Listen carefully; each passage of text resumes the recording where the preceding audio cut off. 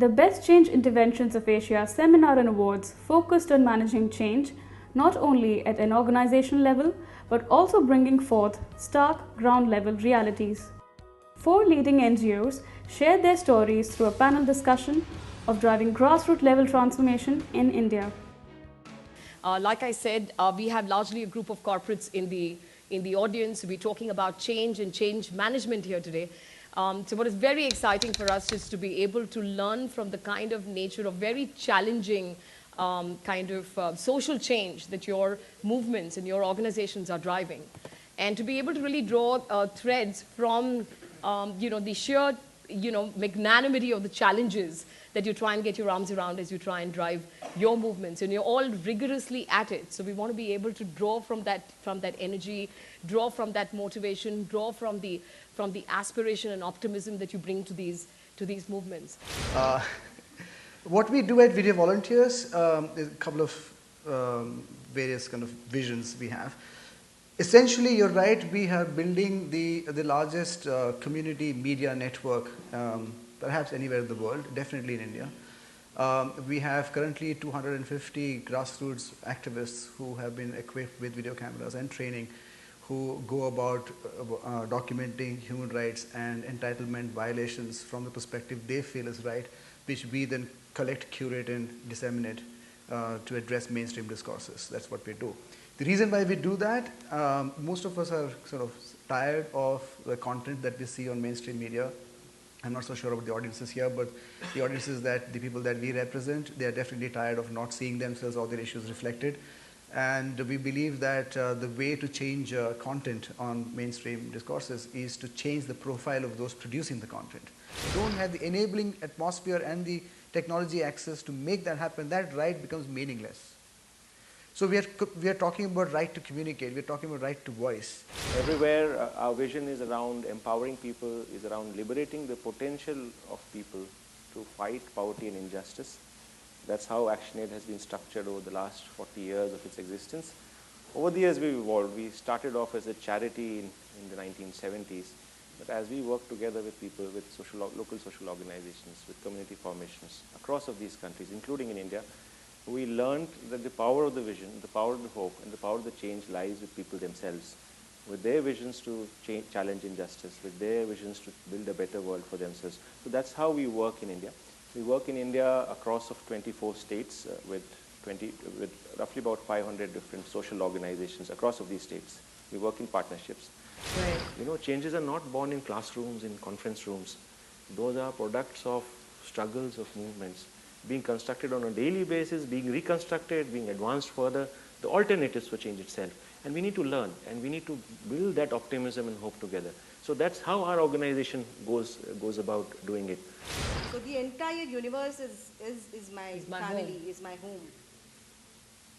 Not in terms of owning it as my own family, but belonging to it. To care for. Okay, so that is the vision which all of us together are aspiring for. But when we are working together, there are several methods. Principally, we have taken this position that we will not take any external funding. So we have to raise our own resources, we have to raise our own funding. That process by itself makes us accountable to all the members of the organization, all the activists, whether they're full-time, they're part-time, they're devoting their time voluntarily. So together we raise our resources. We see that there are ideologies, there are visions, there are experiences on which we build our struggles. I belong to a trust, as you told, it's called Vinimay Trust, naming it exchange. And we literally do exchange of ideas and strength, our strength and the children's strength.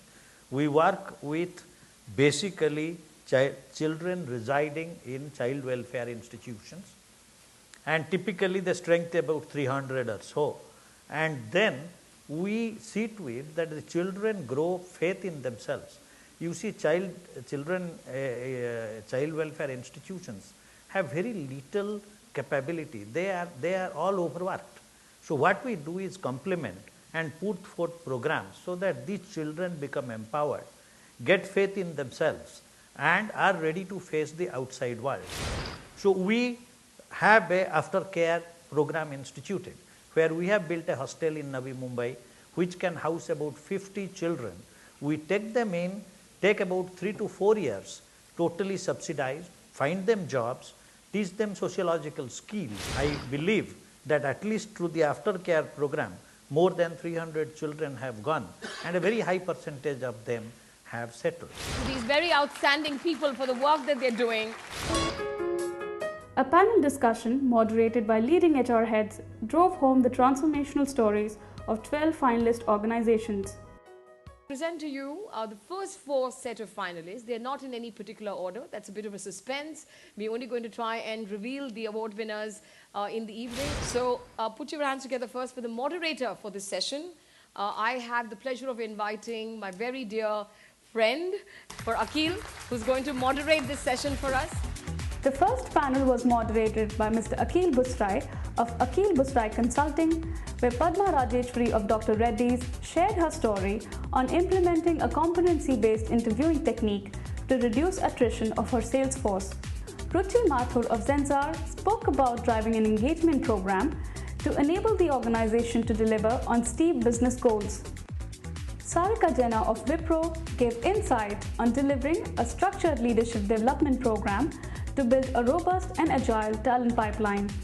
And Rajesh Padmanabhan of Capgemini took us through their leadership development program to enable their India organization to step up to global requirements. The panel 2 was led by Mr. Prabir Jha of Tata Motors, where Rajeshwar Tripathi of Mahindra Group brought to fore the repositioning of the Mahindra brand for a common vision and purpose for its stakeholders. Manoj Rajambale of GVK spoke about successfully privatizing the Mumbai airport, transforming a government-run entity into a world-class facility. Manas Panda of SAIL shared his story on driving a mass communication exercise that regenerated its people and operations in crucial times. Ashok Kumar of HPCL Mittal Energy led us in on the design and adoption of world-class business processes and practices at the time of the JV's inception. The panel 3 was moderated by Saurav Sen of the Corporate Executive Board. Vineet Soni spoke on overhauling the performance management system at Tata Motors to deliver key business objectives in a competitive environment. Usha Venkatesh of Vatsila shared insights on how they initiated war room teams to aggressively focus on organizational challenges and achieve business goals. Anshul Bhargava of PNB Housing Finance Limited led us in on launching the project Kshitij to reposition itself as a part public, part private owned financial institution. And lastly, Aparna Sharma spoke about realizing a large-scale change agenda at Lafarge to overcome challenges and achieve business results in a holistic manner. The event was intertwined with artistic performances capturing the different facets of change in our lives.